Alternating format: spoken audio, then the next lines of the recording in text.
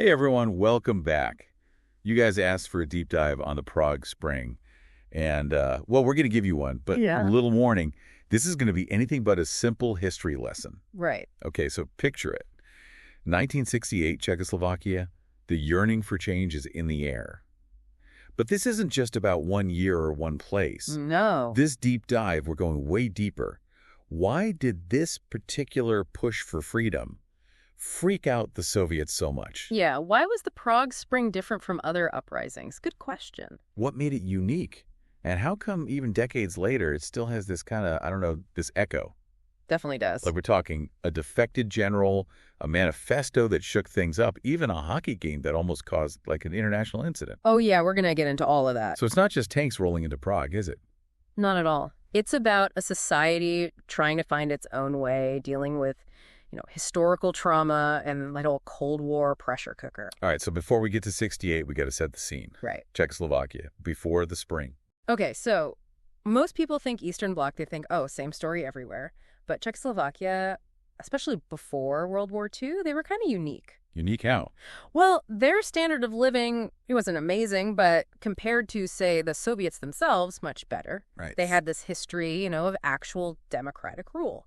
Not perfect, mind you. Oh, sure. Every country has its issues. But the point is, they'd tasted freedom and then, bam, Sovietization. Okay, so World War II ends, and then what? Just instant Soviet puppet state. Well, not instantly, but yeah, they fell into the Soviet sphere. And that's when the dark stuff starts. Dark how? Give us an example. Okay, the Slansky trial. This was 1952.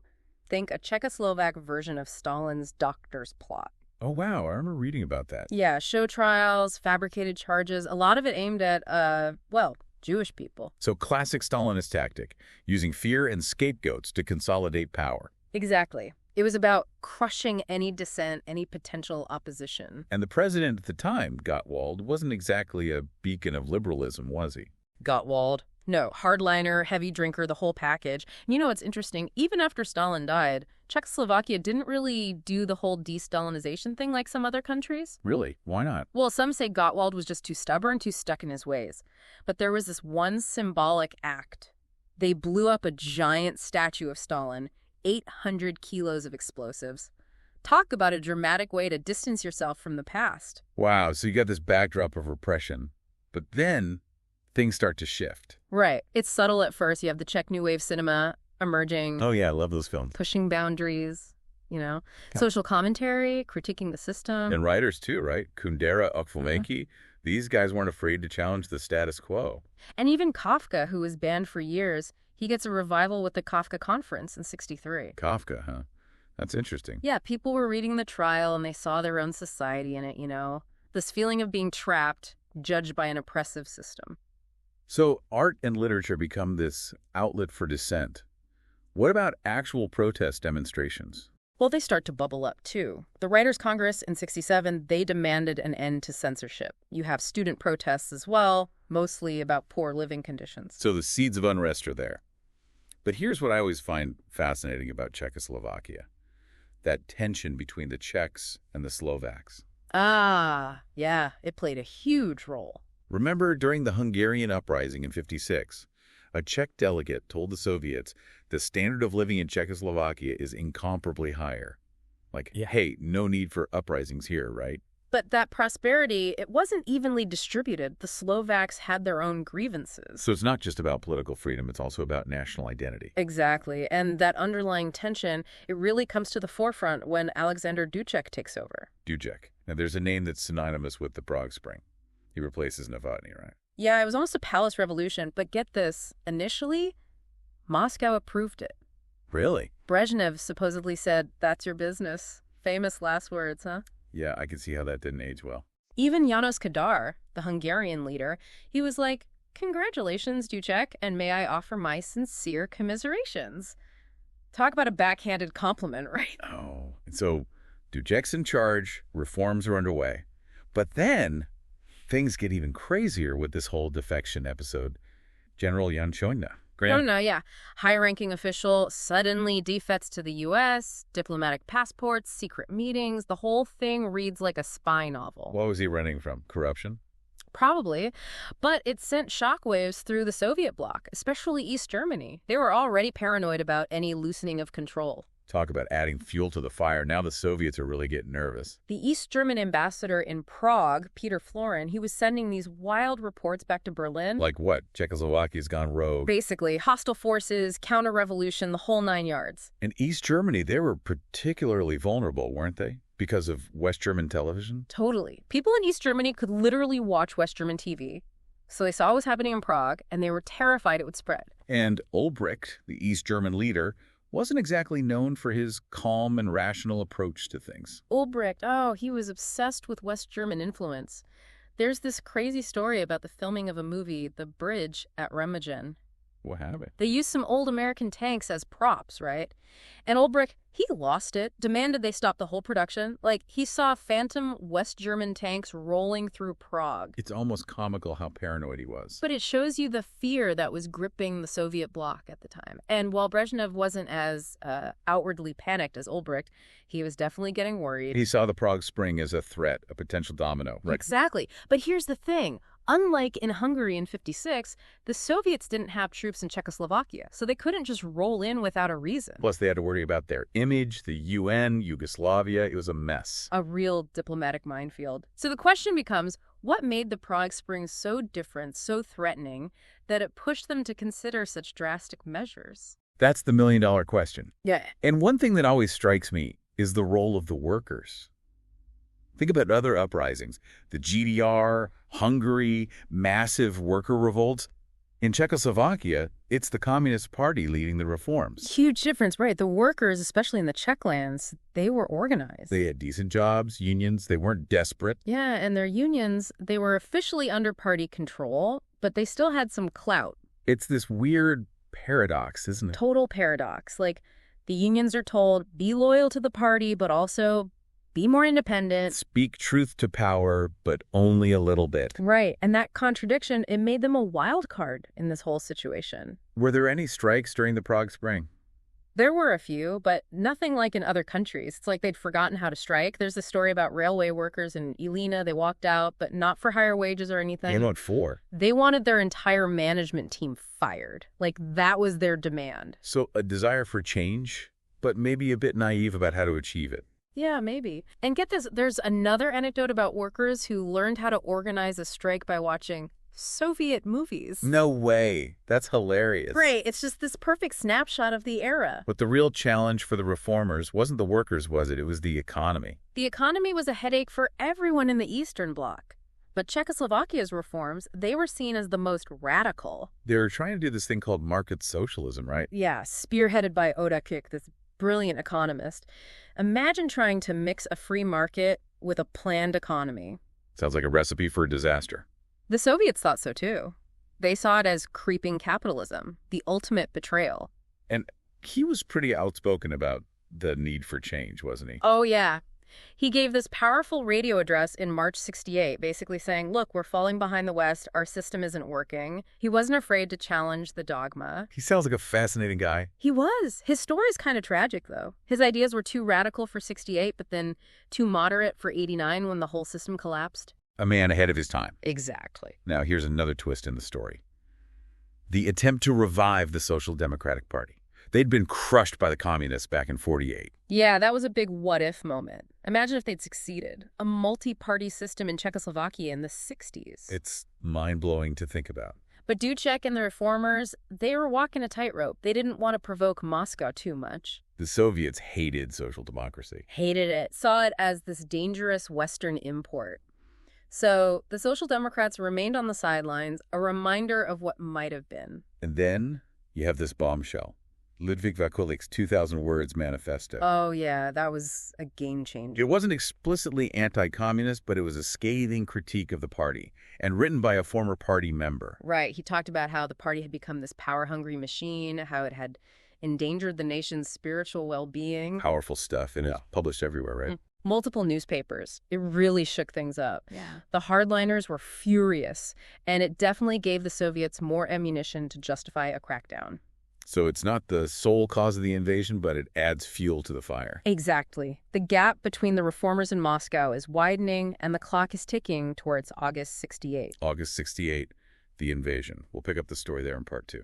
So as we left off, things are getting tense. Czechoslovakia is in this whirlwind of reforms, this explosion of freedom, but the Soviets are watching, and they're not happy. Not happy at all. They're starting to freak out, especially with all this talk of socialism with a human face. Right, because that implies that their version of socialism was, inhuman. Exactly. It was a direct challenge to their ideology, their authority, and the hardliners like Ulbricht in East Germany, they were pushing for a military solution. So while Dubček is trying to reform the system from within, the Soviets are already planning how to crush it. Yeah, it's this crazy game of chess with the fate of Czechoslovakia hanging in the balance. And remember, this is all happening behind closed doors in these smoke-filled rooms. Oh, I bet there were some intense meetings going on. Any juicy details you can share? Well, we have these accounts of a Warsaw Pact meeting in late July 68. Czechoslovakia and Romania weren't there, but the rest of the gang was. So Soviets, East Germany, Poland, Hungary, Bulgaria. Yep, all gathered to discuss what to do about this Czechoslovak problem. And let me tell you, the atmosphere was electric. I can imagine. Ulbricht was probably fuming. Oh, he was in rare form. Accusing the Czechs of everything under the sun counter-revolution, undermining the socialist bloc, you name it. At one point, he even said, there will be combat. There will be armed combat. Like he was itching for a fight. It's amazing how those who accuse others of plotting are often the ones doing the plotting themselves. Classic projection, right. Kadar, the Hungarian leader, he was a bit more cautious. He knew firsthand the risks of a Soviet invasion. You didn't want a repeat of 56. Exactly. But even he was feeling the pressure, the anxiety that was spreading through the Eastern Bloc. So you have Ulbricht pushing for a hard line, Kadar urging caution, and Brezhnev. Well, what was Brezhnev's game? Brezhnev was playing the long game. He was trying to pressure Dubček into backing down, using a combination of threats and promises. The classic good cop, bad cop routine. Exactly. He'd call Dubček, address him as Sasha in this, friendly, almost fatherly tone. Trying to lull him into a false sense of security? Maybe. But then he'd lay down the law, replace the reformers, censor the media, basically dismantle the Prague Spring. So Dubček is stuck between a rock and a hard place. Reform or face the consequences. And the consequences could be dire. Meanwhile, there's this whole bizarre side story involving Youthant, the UN Secretary General. Wait, what does the UN have to do with this? Well, Youthant was planning a trip to Prague in August, and the Soviets were freaking out. Why? What were they so worried about? They were terrified of what Youthant might see and hear and how it would play on the world stage. Bad PR for the Soviets. The worst. Imagine the headlines. UN Secretary General witnesses Soviet crackdown in Czechoslovakia. They couldn't let that happen. So they're planning this invasion, this brutal act of aggression, and they're worried about bad press. It's mind-boggling, isn't it? They wanted to maintain this facade of legitimacy, even as they were preparing to crush an entire nation's hopes for freedom. Talk about hypocrisy. Huh? But despite their efforts to control the narrative, the truth couldn't be hidden forever. No. On the night of August 20th, 1968, the world woke up to the news. The Warsaw Pact armies had invaded Czechoslovakia. A moment that changed everything. Absolutely. It was a swift and brutal operation. 500,000 troops, tanks, aircraft pouring across the borders. Those images are seared into my memory. Tanks rolling through the streets of Prague, soldiers pointing guns at unarmed civilians. It was a shock to the world. The Soviets had shown their true colors, and there was no turning back. And it wasn't just the Soviets, was it? Other Warsaw Pact countries participated in the invasion. True, but the East Germans, they played a relatively minor role. The Soviets knew that sending German troops into Czechoslovakia would be a PR disaster. Too many historical echoes there. Exactly. So they mostly kept the East Germans on the sidelines, focusing on propaganda efforts. So even in the midst of this brutal invasion, they were still worried about their image. Always. But make no mistake, the invasion was a tragedy. Over 100 Czechoslovak civilians were killed, countless others injured or traumatized. A dark day for Czechoslovakia and for the world. What about Dubček and the other reformers? What happened to them? Well, they were arrested, flown to Moscow, and subjected to intense pressure. The Soviets wanted them to denounce the reforms, to legitimize the invasion. To become puppets in their game. Exactly. But the Soviets had miscalculated. The invasion, while a military success, was a political and moral disaster for them. It exposed the hollowness of their rhetoric about socialist brotherhood. And it triggered a wave of protests and defiance within Czechoslovakia. The spirit of the Prague Spring was far from extinguished. So what did the Soviets do? They couldn't rule Czechoslovakia directly, and their initial plan to install these hardline puppets had backfired. They were in a bind. They needed someone who could stabilize the situation, someone who was acceptable to both Moscow and the Czechoslovak people. And they found this someone in Gustav Husak. Right, Husak, a complex figure to say the least. Yeah, you mentioned he was a war hero, then imprisoned by the communists. Yeah, a hero of the Slovak national uprising during World War II. But then, in the 50s, Stalinist purges labeled a bourgeois nationalist. Years in prison. Wow. So the Soviets thought, hey, this guy's our perfect puppet. Not exactly a puppet. They were desperate, right? The invasion had backfired. They needed someone to, calm things down. Someone who at least looked legit, both to Moscow and to the Czechs and Slovaks. Right. And Husak, he was a survivor. He publicly criticized the invasion, so he had some street cred. Smart move. But he also questioned those last-minute reforms Dubček tried to push through. Subtle, but it served Moscow's purpose. So he's threading this needle, playing both sides. What did Brezhnev think of him? Brezhnev liked that Husak understood the situation. Basically, he was their guy. And that was pretty much it for Dubček and the Prague Spring, wasn't it? Yeah, the Moscow Protocol was signed, the invasion was legitimized. Dubček and Svoboda went back to Prague. People were cheering, but they'd already lost. Tragic, really. And then normalization began. The Soviets, they loved their euphemisms. Normalization. It sounds so, I don't know, clinical for what was basically a crackdown. Totally. Soviet troops stayed put. Censorship was back. Anyone who'd been part of the Prague Spring, they were purged. So was the dream over? Did people just give up? Not completely. You had acts of resistance, like Jan Palach, the student who set himself on fire. Oh, I remember reading about that. So powerful, so tragic. It really shook people up. And then there was that hockey game. Czechoslovakia beat the Soviet Union in the World Championships. Oh, yeah. That was huge, wasn't it? Huge. Prague went wild. Some people even attacked the Aeroflot office. Talk about a symbolic victory. But in the end, normalization worked, in a way. People retreated into private life, just trying to get by. What about Dubček? What happened to him? Pushed out of power, expelled from the party, ended up working as a forestry official. Sad end for the guy who almost changed everything. It's a reminder that sometimes, even the best intentions, the most hopeful movements, they could be crushed. Definitely. And the Brezhnev doctrine, the idea that the Soviets could intervene anywhere to protect socialism, well, it didn't last long. Because then you had the Polish workers' protests in 1970. Exactly. The Soviets backed down. They couldn't afford another Czechoslovakia. By the 80s, with solidarity in Poland, Afghanistan, the whole Soviet system was starting to crumble. Gorbachev comes in, realizes the old ways don't work. And the rest, as they say, is history. It's amazing to see how the Prague Spring, even though it was crushed, has this ripple effect. It planted the seeds for what came later, the Velvet Revolution, the fall of the Berlin Wall. The echoes of '68 were everywhere. So after this deep dive, what's the takeaway? What can we learn from the Prague Spring all these years later? Well, for me, it's a reminder that freedom is precious, and it's fragile. We can't take it for granted. And that even when things seem hopeless, the desire for change, for a better world, it never truly dies. The Prague Spring was a moment of incredible hope, of idealism. And even though it was crushed, that spirit lives on. It's a story that continues to inspire us, to remind us that we should never stop fighting for what we believe in. And to never forget the lessons of the past, both the triumphs and the tragedies. This has been an amazing journey. Thanks for joining us for this deep dive into the Prague Spring. And thanks for all the great questions, everyone. Keep exploring, keep learning.